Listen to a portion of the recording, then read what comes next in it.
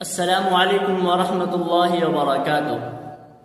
मुहतरम नाजरीन, आइए रमज़ान से क़बल रमज़ान की तैयारी करें।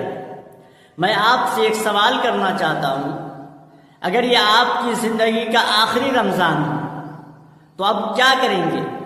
नबी करीम सल्लल्लाहु अलैहि वसल्लम ने इरशाद फरमाया, बर्बाद हो वो शख्स जिसने रमज़ान का महीना पाया और मग़फ़िरत ना करा सका।